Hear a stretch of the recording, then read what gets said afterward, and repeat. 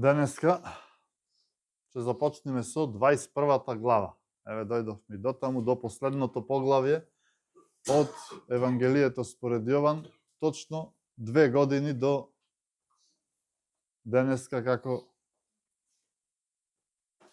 го работиме Евангелието според Јован.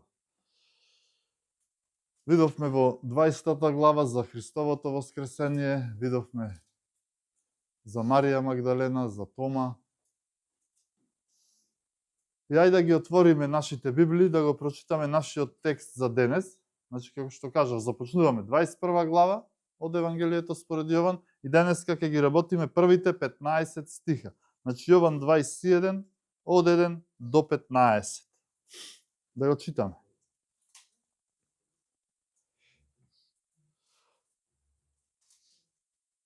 Потоа Исус им се јави пак на учениците на Теверијатското море, имено им се јави вака: Симон Петар и Тома, наречен Близнак, Натанаил од Кана Галилејска и Заведевеите синови, и други двајца од неговите ученици. Беа заедно. Симон Петар им рече: Одам да ловам риби. Му рекоа: Доаѓаме и ние со тебе. Така излегоа и влегоа во кораб, но тоа ноќ не фатија ништо. А кога се разденуваше, Исус застана на брегот, но учениците не знаеа дека е Исус. Исус им рече: Деца, имате ли нешто за јадење? Му одговорија: Немаме. А тој им рече: Фрлете ја мрежата од десно на коработ и ќе најдете. И така ја фрлија и веќе не можеа да ја извлечат од мноштво риби. Тоаш ученикот, кого Исус го љубеше, му рече на Петра: Господ е. Штом Симон Петар чу дека е Господ, си ја препаша облеката, зашто беше необлечен и скокна во морето. А другите ученици дојдоа со коработ, влечајќи ја мрежата со рибите, зашто не беа далеко од копното, туку околу 200 лакти. Кога пак излегоа на земјата, видоа положена жар и риба врз неја и леп. Исус им рече: Донесете од рибите што ги фативте сега. Тогаш Симон Петар влезе во коработ и извлече на брегот мрежа полна со големи риби, 153. Иако беа толку многу, мрежата не се скина. Исус им рече: Дојдете и јадете. Но ниеден од учениците не се осмели да го праша: Кој си ти? Зашто знаеја дека е Господ. Исус дојде, зеде леп и им даде, и риба исто така. Тоа веќе беше трет пат како Исус им се јави на учениците откако воскресна од мртвите. Откако завршија со појадокот, Исус му рече на Симона Петра: Симоне Јонин, љубиш ли ме повеќе отколку овие? Овдека ќе застанеме. Значи, ако видовме како завршува 20-та глава во која се зборуваше за воскресението, како што реков, јаве како завршува 20-та. И многу други чуда направи Исус пред учениците кои не се запишани во книгава, а овие се запишани за да верувате дека Исус е Христос, Божји син, и верувајќи да имате живот во негово име. И каков впечаток добиваме од ова? Од ова би добиле впечаток дека тука завршува Евангелието според Јован. Но Јован продолжува понатаму.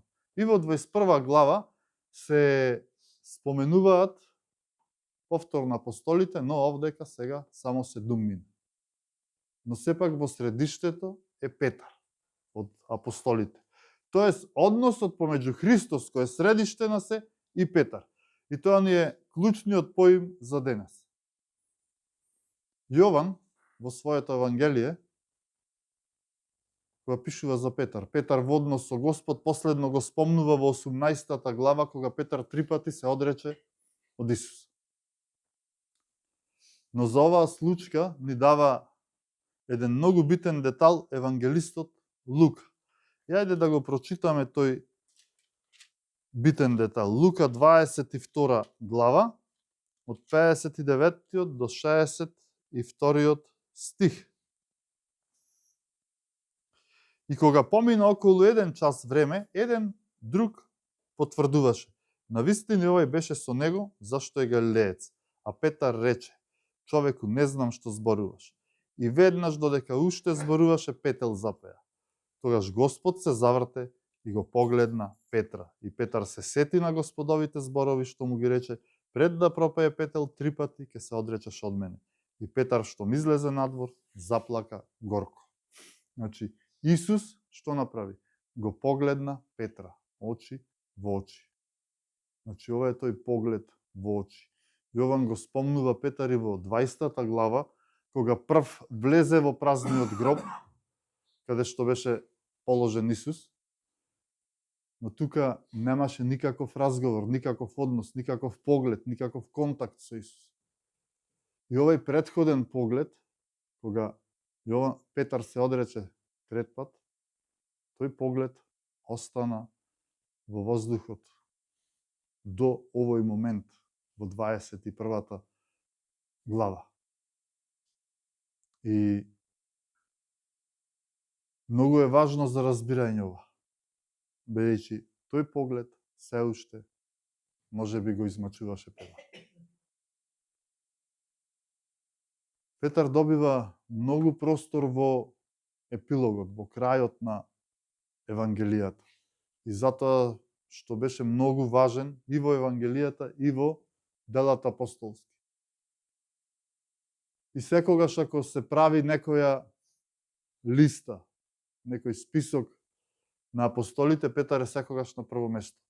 Петар бил прв меѓу еднаквите. Петар бил кифа, Петар бил стена, Петар бил портпарол или гласноговорник на апостолите. И оваа 21 глава е мост помеѓу Евангелијата и делата апостолски. Така Јован ни го запишува тоа, точно ова да биде еден премин во делата апостолски. Евангелијата зборуваат што правеше Исус и како ги подготвуваше апостолите за мисијата, што следува понатаму, додека делата апостолски зборуваат за тоа како апостолите го извршува или го праве она што го научија од Исуса. И Петар е тука вклучен во тој премин од Исус на апостолите. Значи Петар бил водач, без сомнение, да читаме точно во делата, 1 глава, 15-16 стих, вели, а во тие дни Петар стана меѓу брајчата, имаш собрано множество, околу 120 души, и рече: брајка, требаше да се исполни писмото што Светиот Дух го прорече преку Давидовата уста. Значи, гледаме мноштво, 120 луѓе, Петар станува, Петар зборува. 2.14. А Петар стана со 11-мината и го поткрена гласот и им рече: јудејци и сите вие кои живеете во Ерусалим, знајте го ова и послушајте ги моите зборови. Значи, гледаме одлучен човек кој станува во мноштво луѓе и зборува. Значи, бил лидер, бил представник на апостолите и не само на нив, туку и на црквата.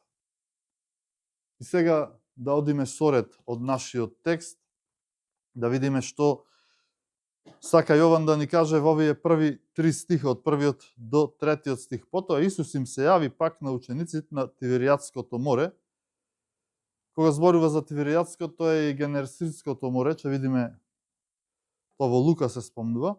Имено им се јави вака: Симон Петар и Тома, наречен Близнак, Натанаил од Кана Галилејски, Заведевите синови и други двајца од неговите ученици беа заедно. Симон Петар им рече: одам да ловам риби. Му рекоа: доаѓаме и ние со тебе. И сега овде, од овие 3 стиха, па и од целиот текст, гледаме една многу честа и многу опасна појава во службата и во животот на секој христијанин. На секој христијанин. А таа појава е обесхрабрувањето и разочарувањето. И тоа е едно од најјаките оружја на нашиот непријател. Обесхрабрувањето и разочарувањето. Разочарувањето секогаш води во непослушност. Оној што е разочаран и обесхрабрен, тој тешко дека ќе му служи на Бога, од него тешко можеме тоа да го очекуваме. А непослушноста пак секогаш завршува со неуспех. И со губење на односот со Христос и со црквата. И тоа е она што ќе го учиме од примерот на Петар. Значи, гледаме обесхрабрување, разочарување, води во непослушност и губење на однос и со Христос и со црквата. Прво, гледајте, одам да ловам риби. Одам да ловам риби. Доста ми е мене и од христијанство, и учеништво, и вера, и невера, и песни, и псалми. Одам да ловам риби. Што толку го обесхрабрило Петра? Верувајте, нема ниту еден човек кој во служба на Бога. Значи, секој верник, знаеме, ние дека е во служба на Бога. Има своји дарови со кои служи. Но да не зборуваме само за џакони, пастори, проповедници. Значи, секој кој е во служба на Бога, кој е во искрена, сериозна служба, нема ниту еден да не рекол барем еднаш, доста ми е од се и не можам повеќе.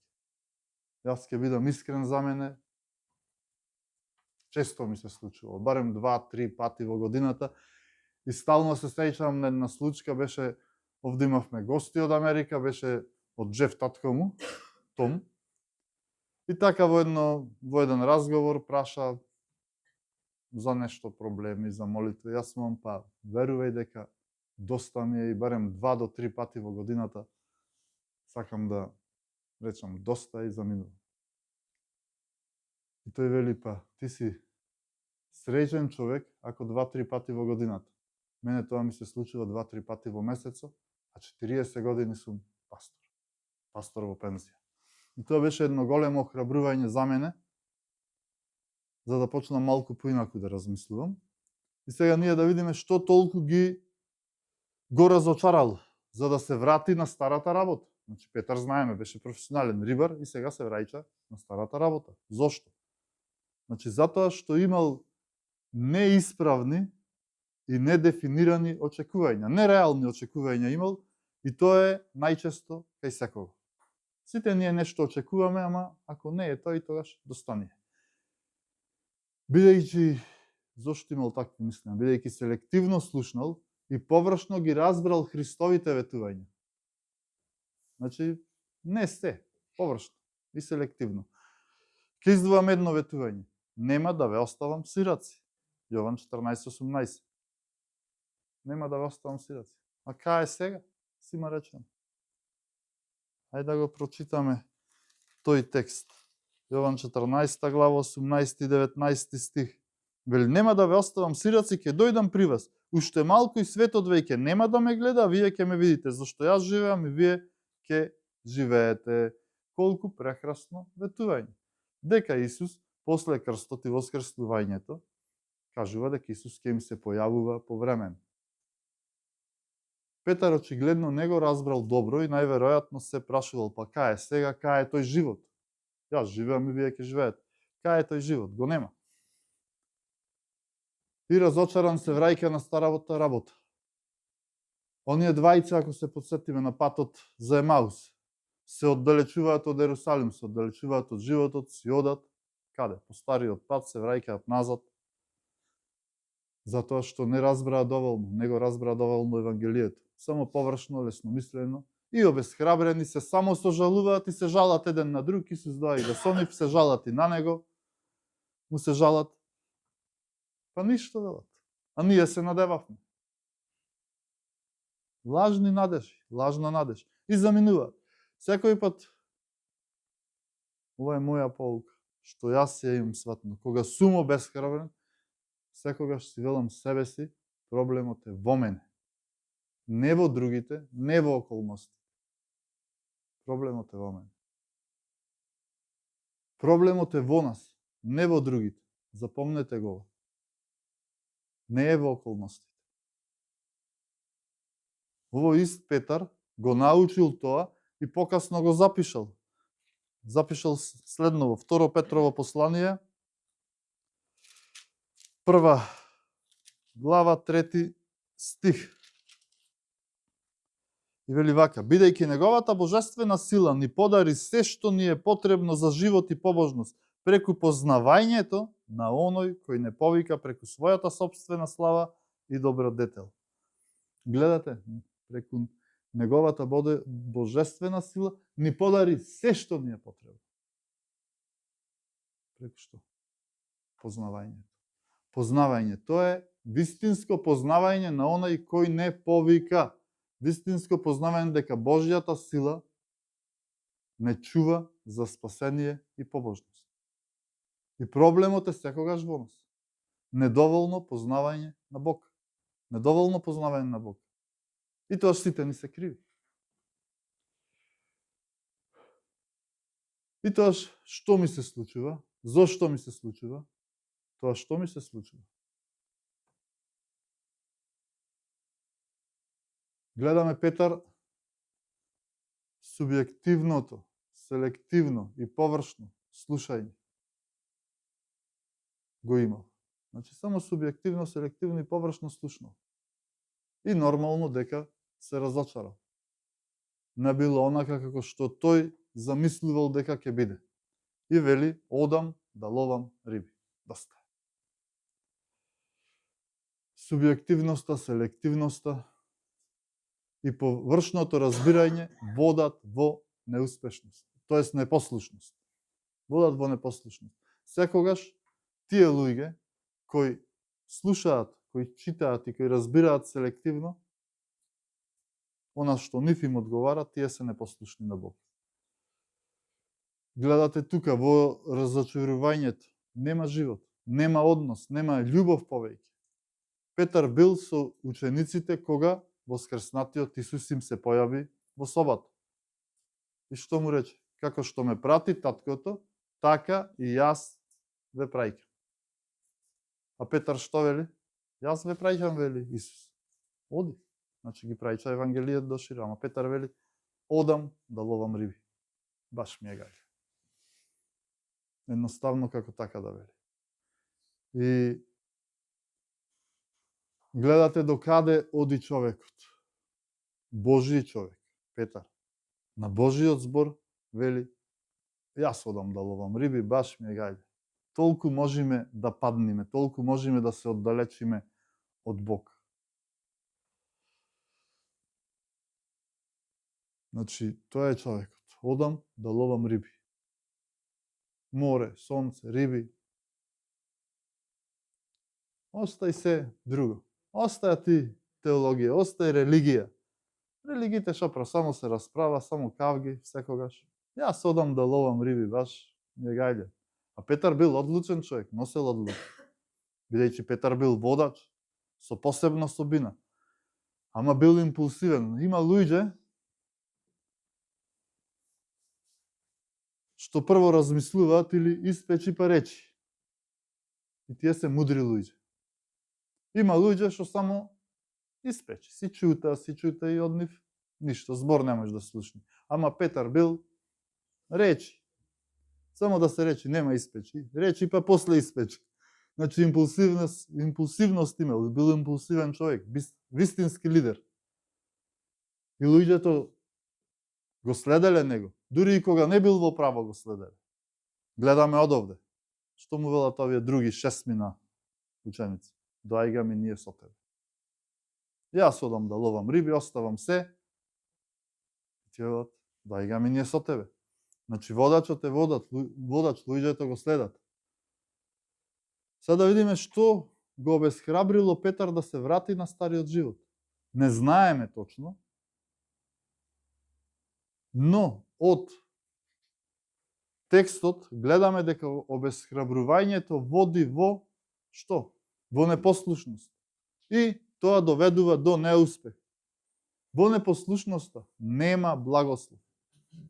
Нема благослов во непослушноста. Не фатија ништо. Појдоа да ловат риби цела ноќ, ништо. Еве, 4 и 5 стих од нашиот текст. А кога се разденуваш, Исус застава на брегот, но учениците не знаеа дека е Исус. И ова не го препознаа дури Исус. Исус им рече, деца, имате ли нешто заедно? Му одговори, немаме. Ништо не фати. Немаме за јадење. Ете каде води таа непослушност. И гледате, Исус иронично прашање му поставува овде, не дека не знаеше во 5 стих кога им вели: деца, имате ли нешто за јадење? Немаме, цела ноќ и ништо не фативме. Непослушноста е еднаква на неуспех, а послушноста е еднаква на благослов. Ова е иронија од Исус што ги прашува. Исус знаеше дека не фатиле ништо. Тие биле професионални рибари. Значи, тие кога тргнаја по Исус, тргнаја од брод, едноставно речено, со стаја и риби и се, и тргнаја по Исус. Професионални рибари, не беа некои рекреативци. И цела ноќ ништо. Ама ништо, неуспех. Еднакво на непослушност. И тоа е мостот од Евангелијата кон делата апостолски, па и кон нашите дела. Како практично да го шириме Евангелијето овдека во овој текст се гледа. Не со непослушност. Ајде, одиме. Површното и селективното разбирање води во обесхрабрување, кое води во неуспех и губење на односот. Тука нема повеќе однос помеѓу Христос и Петар. Гледате, него познаја и од другите ученици. И не само меѓу Христос и Петар. Овде нема односи помеѓу апостолите. Се почнува во обесхрабрувањето заради неправилното разбирање и се завршува со губење на односот со црквата. Се губи контакт со црквата. И одма, па таму има полно лицемери, едни вакви има такви, вакви старешини, вакви џакони, вакви пастори. Се губи секој однос. Колку апостоли наброивме во текстот? Што биле на Тиверијатското море. Во овој текст сега. Колку апостоли? 7. А кај се уште 4? Јуда замина во темно. Ама 11 уште 4? Не знаеме. Не знаеме кај се, не пишаме. И сега видете, ова е важно за денес. Ние знаеме каде би требало да бидат, ама не знаеме каде се. Затоа џаволот го користи разочарувањето. Ние знаеме каде би требало да бидат, ама не знаеме каде се. Секој христијанин поминува низ овие лекции, низ овие ситуации. И сите ние ќе се најдеме во точно ваква ситуација.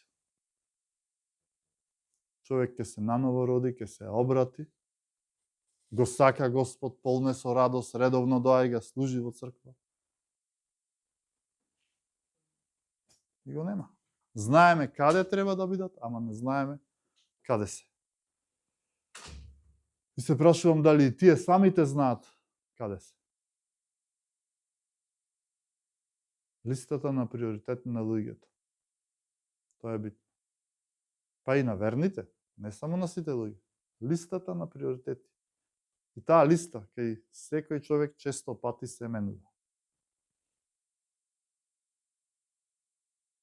Често пати се менува. И секој човек, секој христијанин мора да се запраша со прашање со кое Господ не прашува. Љубиш ли ме повеќе од овие? Љубиш ли ме повеќе од овие? Симоне Јонин, љубиш ли ме? Приоритетите се менуваат, разочарувања, обесхрабрувања, неуспеси и на крај збогум. Еве што Господ ме прашува мене и секого од вас. Љубиш ли ме повеќе отколку бродовите, мрежите, рибите? Што значи тоа? Ме љубиш ли повеќе од заработката, работата, редовната плата? Или имаш една песна, пекар, лекар, апотекар, могал сам било шта.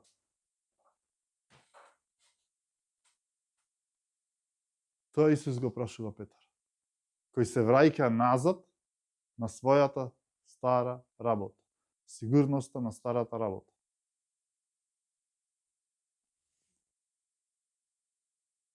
Љубиш ли ме повеќе од платата, од работата, заработката? Одам да ловам риби. Петре, ме љубиш ли му? Ме љубиш ли повеќе од морето изграј сонцето? Ме љубиш ли повеќе од твоето хоби, од спортот? Тоа прашува Господ денес. Ме љубиш ли повеќе од мајка ти, татко ти, син ти, ќерка ти, брат ти, сестра ти? Тоа денес прашува Господ. Ме љубиш ли повеќе? Не мора да одговорите на било кого, одговорете си сами себе си и нему. На Бог, очи во очи. Кој е број еден во твојот живот? И сега видете го ова прашање. Ме љубиш ли повеќе од својот живот? Дали е Христос прв во мојот и во твојот живот? Симоне Јонин, љубиш ли ме? Без љубов се паѓа во вода. Каква служба, какви односи, каква послушност, какво заедништво, ако не го љубиме Господа, се паѓа во вода. Бог на прво место. Значи, знаеме каде треба да бидат, а се прашуваме каде си. Да се прашаме зарем е битно кој е крив, ако не прашаме каде си. Не е битно кој е крив. Каде си? Христијанството е однос со љубов. Љубов со Христос, со Господ. И секој утро ни се поставува прашањето: ме љубиш ли повеќе? Ме љубиш ли најмногу? Кога Бог е на прво место, се е на свое место. Ама буквално се е на свое место. Кога Бог не е на прво место, ништо не е на свое место. Хаос. Животот е хаос. Ништо не фативме, ништо немаме, гладни сме и покрај таков капацитет, професионални рибари, море, брод, ама ништо. На Петровиот пример учиме за апостолските дела и за нашите дела, дека површинската, односно површноста, селективноста во слушањето на Божиот збор води до разочарување во Божиите ветувања. А тоа доведува до непослушност, неуспех и губење на односот. Но, запамтете, но, од Петровиот пример учиме уште една многу битна лекција. Дека Господ никогаш не се откажува од своите. Тоа е нашата втора точка. Значи, Господ никогаш не се откажува од своите. Ова е охрабрувачко. Тоа е втората точка. Исус застана на брегот. Тие пак не разбра, него ни препозна. А тој беше близу. Тој знае каде си. Тој знае каде сум. Бог не го прашува Адам каде си за да го лоцира, туку за Адам самиот да се запраша каде е. Исус на брегот, на оние што не се негови, ќе им рече никогаш не ве познава. А што им вели на своите? Никогаш нема да те напуштам, никогаш нема да те оставам. И тоа е таа лекција. Тоа е тој Петар, тоа е тој темел на службата, тоа е тој однос полн со љубов, очи во очи. Никогаш нема да те оставам. Дури и кога ние се оддалечуваме и речиме, мене сега на вистина ми е доста. Одам. Како што Петар рече, одам да ловам риби. Но Господ своите ги враќа назад. Тоа е доказ дека се повикани. Нема сериозен човек во сериозна служба што ова не го доживеал. Никогаш. Никогаш не сум ве познавал. Одете си од мене, вие кои правите беззаконие, им вели на оние што не се негови, а на своите никогаш нема да те напуштам, ниту да те оставам. Ето е разлика. Не е седно. Во кој спајгаме. Тоа е светот и црквата. Тоа е таа разлика. Голема разлика. И да не го мешаме светот и црквата.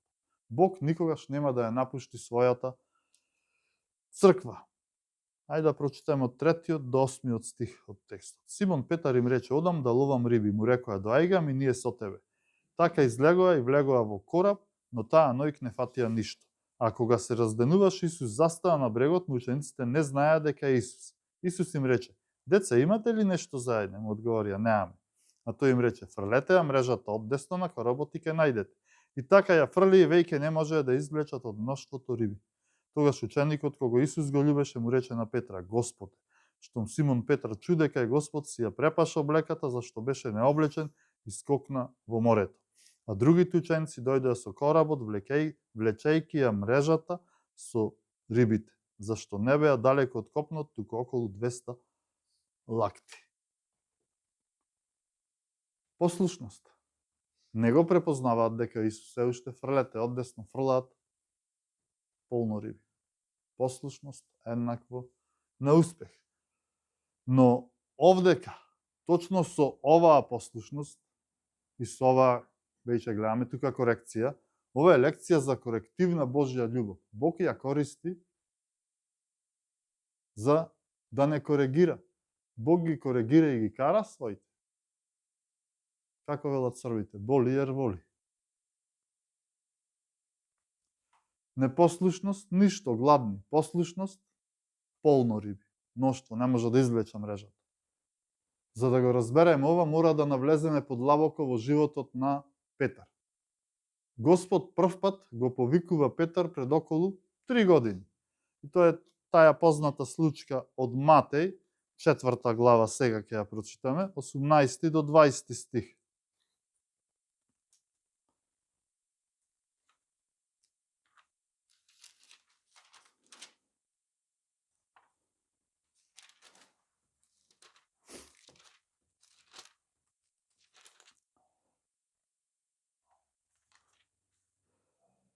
И таму вели вака: а кога одеше покрај Галилејското море, ги виде двајцата брајка, Симона наречен Петар и брата му Андреја, дека фрлаа мрежа во морето, зашто беа рибари. Па им рече: дојдете по мене и јас ќе ве направам рибари на луѓе.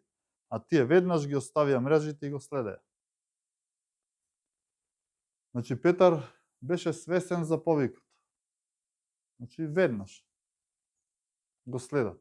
Но гледајте друго, не само што беше свесен за повикот, беше свесен и за цената на повикот. Христос се дава и се бара. Ни помалку, ни повеќе. Туку се. Се дава, се бара. И гледајте сега како Петар е пресметлив човек, интелигентен човек. Матеј 19, 27-28. Ова е фер што го прави Петар сега. Гледайте што вели овдека Петар. Тогаш Петар одговори и му рече: еве, ние оставивме се и тргнавме по тебе. И така ние што ќе имаме? А Исус им рече: вистина, вистина ви велам, дека вие кои тргнавте по мене во преродбата, кога човечкиот син ќе седне на престолот на својата слава, и сами ќе седнете на 12 престоли и ќе им судите на 12 Израелеви племиња. Кој ќе му суди на Израел? Црквата, ова е големо. И понатаму вели: секој кој заради моето име ќе остави кујка, или брајка, или сестри, или татко, или мајка, или жена, или деца, или ниви, ќе прими 100-кратно и ќе наследи вечен живот. Ќе прими 100-кратно. Значи Петар бил пресметлив, да ги тронал. Се пресметал. Се пресметал Петар. Оставивме се, а што ќе добиеме? Фер прашање. Ама кој бил неговиот проблем? Имал проблем. Затоа што мислам дека Петар овој стих го слушнал погласно и појасно од овој стих што сега ќе го прочитам, од Лука 14:26.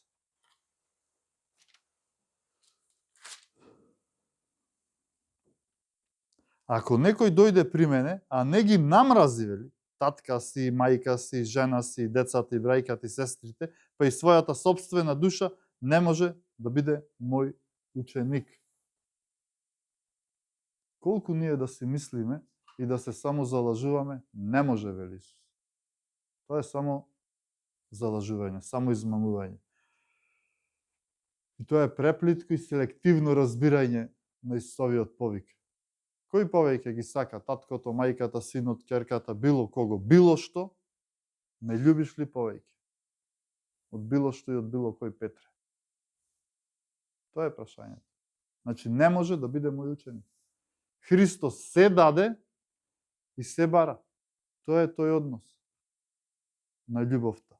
Се. А одека вели, што прочитавме? Па и својата душа. Па и својата душа и својот живот. Значи, се даде, се бара. Целосна љубов. За да го разбереме ова што му се случи на Петар, мора да ја разбереме една случка што се случила пред ова, на исто место, со исти луѓе. Таков е нашиот Господ.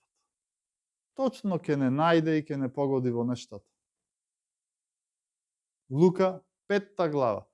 И врз база на ова што сега ќе го прочитам, на Петар, тука во 21 глава, во нашиот текст, му беше јасно. Гледајте што се случило претходно. Во Лука, 5 глава. Иста случка, исти луѓе, буквално скоро се исто. Лука 5 од 1 до 11 ќе читаме.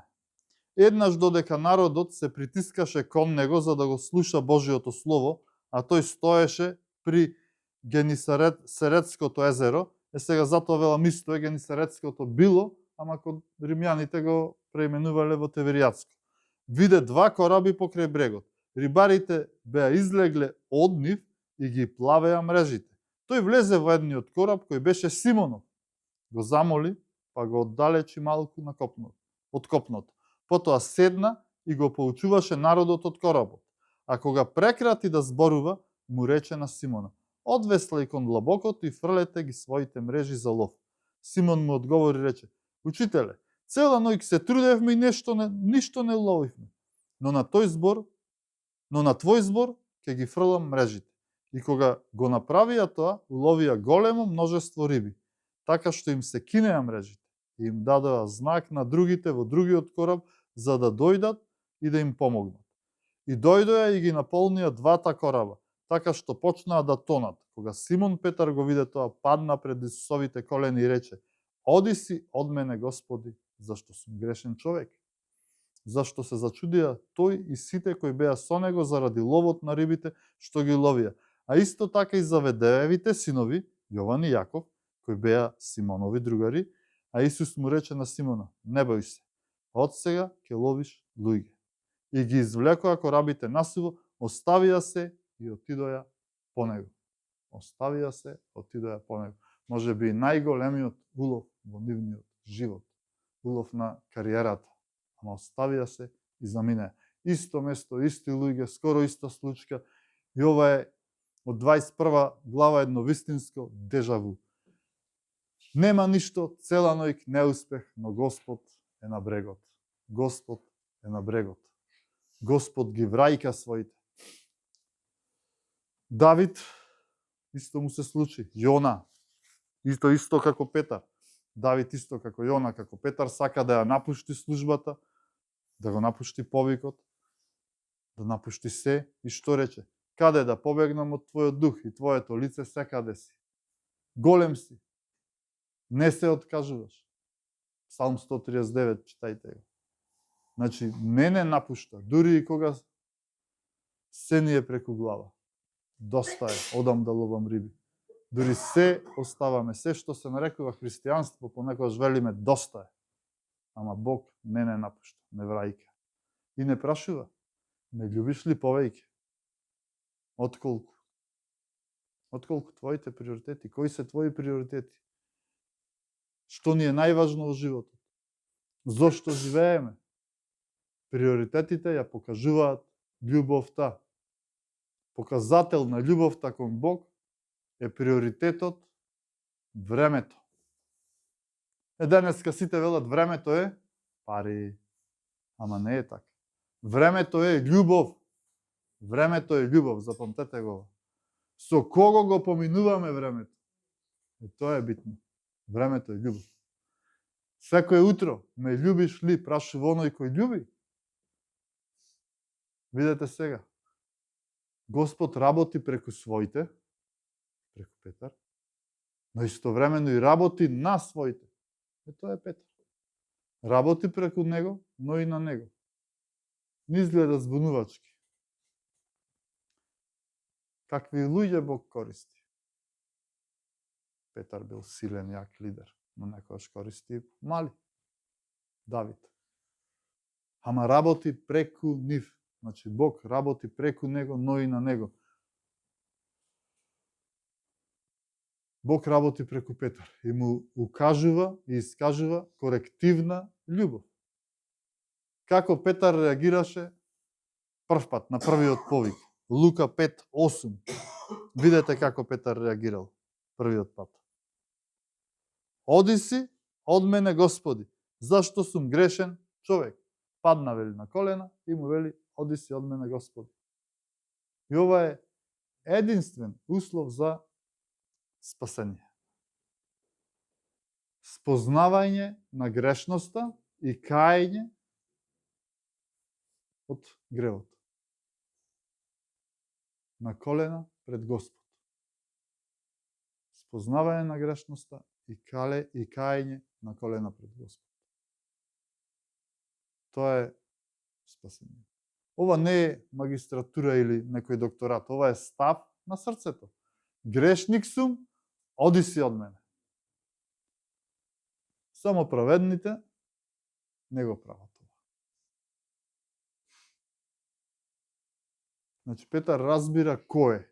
Искрене и пред себе и пред Бог. Такви треба и ние да бидеме. И пред себе и пред Бог. Не пред некој друг. Како Петар реагира вториот пат? Тоа е нашиот текст. 21:7. Тогаш ученикот, кого Исус го љубеше, ова е Јован, му рече на Петра: Господе, штом Симон Петар чу дека е Господ, си ја препаша облеката зашто беше наоблечен и скокна во морето. Значи, обично луѓето за да скокна во морето се облекува и скока во морето. А се облекува кога ќе излезе од водата. Петар е поинаков. Кога влегува, се облекува. Чуден човек бил. Зошто? Па да видиме на почетокот, Адаме, каде си? Тоа е прашање со грижа и полно со љубов. Каде си? Ме љубиш ли, каде си?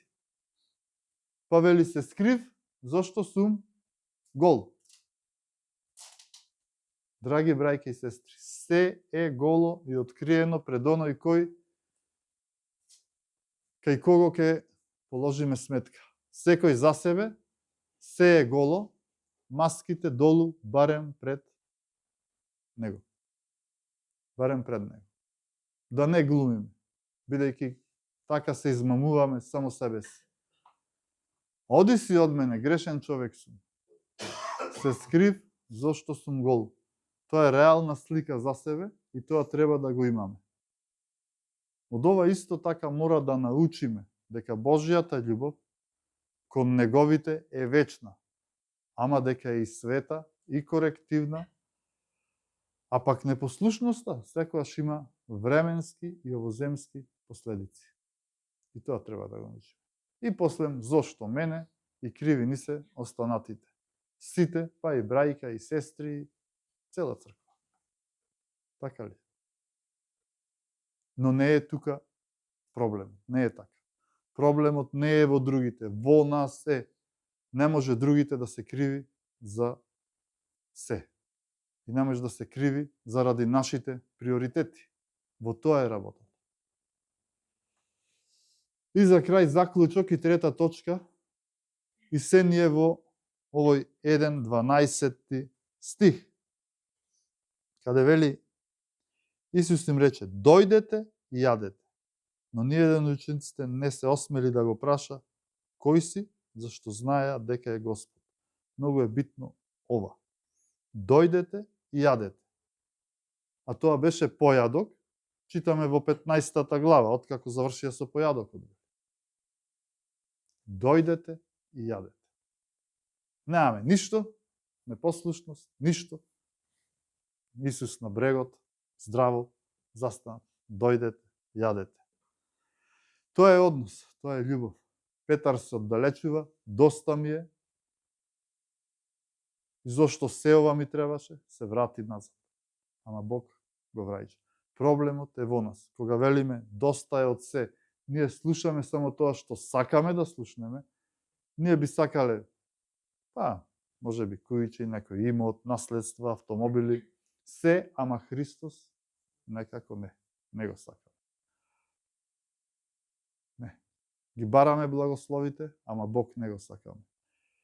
Ако е благослов да се има и да се биде нешто, тогаш Бог сигурно го мразел Павле. Павле имаше се. И функција, и се. Ама, откако тргна по Исус, постојано го прогонуваа, го тепаа, го судеа. Ама вели, дојдете и јадете. Дојдете и јадете, Бог дава.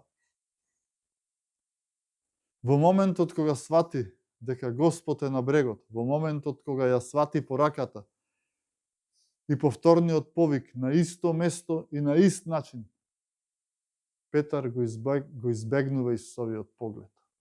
Се уште. А кој гледа надолу? Оној што е усрамен и оној што е виновен.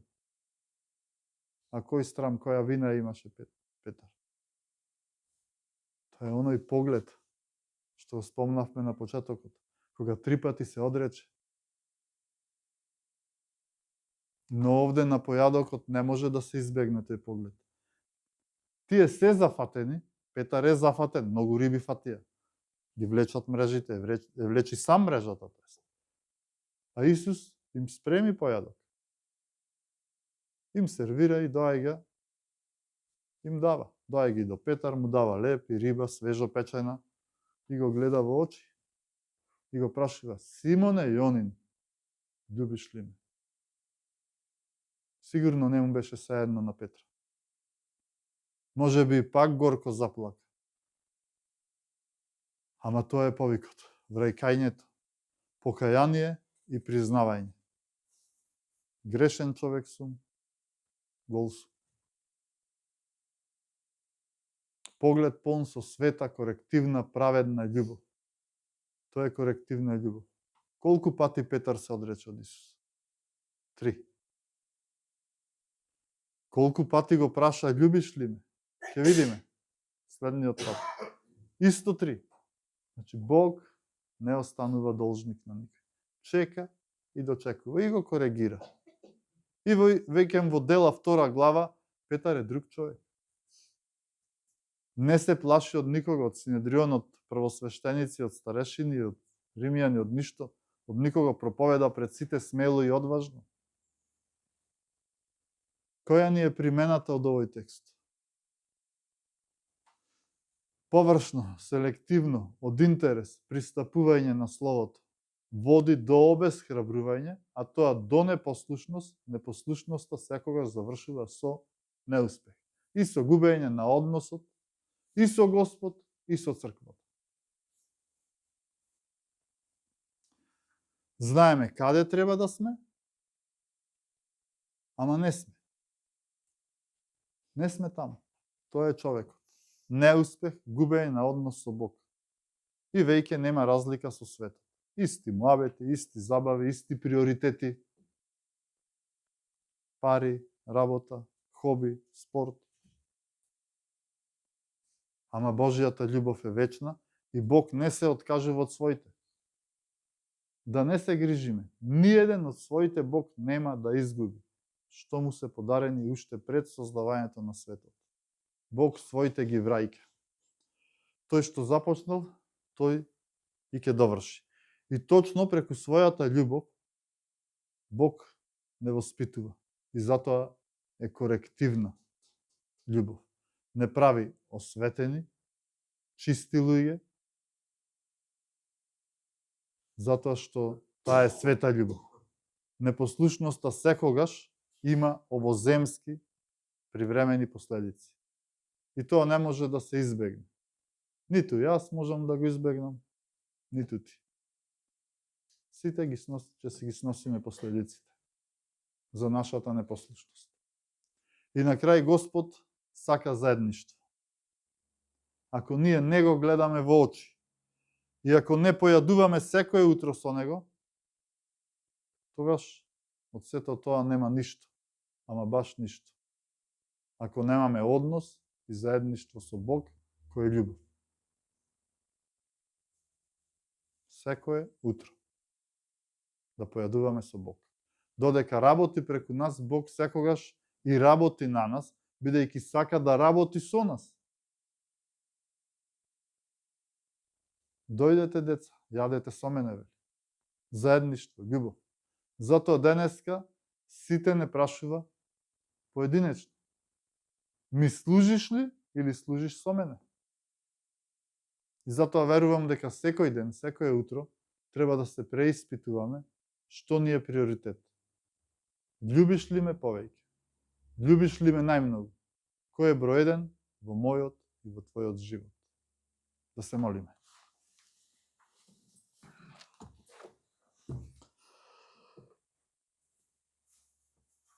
Татко наш небесен, ти благодариме за Твоето Слово, благослови го Твоето Слово. Ти благодариме за оваа прекрасна полука, за ова прекрасно охрабрување, дека ти секогаш се грижиш за нас, иако ние сме грешни, паднати луѓе кои постојано се оддалечуваме од тебе, но ти секогаш не враќаш. Ти благодариме за Твојата милост кон нас, за Твојата љубов која е корективна, љубов која не доизградува, љубов која не зацврснува во верата и љубов која ни дава сигурност и надеж, Господи. Ти благодариме и за оваа служба која ти ја водеше, Господи. Ти благодарам за секој еден, благослови го. Дај му мир во нивните срца, Господи. Дај да и можеме да пристапуваме и кон други луѓе, и точно и ова да биде поука, да служиме на Тебе за она што сме повикани, да го шириме Евангелието, овдека каде што Ти си не поставил во овој град, но и секаде каде и да сме, Господе. Без разлика дали со наши блиски, на работа, на улица. Ти, Господе, води не и управувај со нашите животи. Те молам за цврстување во верата уште еднаш, давај ни мудрост за сите наши одлуки. Се молам, Господи, за народот од овој град, кој е тргнат по традиции, по обичаи, со устите исповедуваат вера, но не те познаваат, Господи. Ти обрати го овој народ. Да ја спознае вистината и да оди во светлината, а не во темнина. Се молам и за властите, Господе, за мудрост во нивното управување и во нивните одлуки. И те молам, Господи, оваа недела која ни предстои, Ти биди со нас, Ти управувај со нашите животи. Нашиот живот потполно го предаваме на Тебе, по Твоја волја и во Твои раце. Во името на Исуса Христа се молиме. Амин.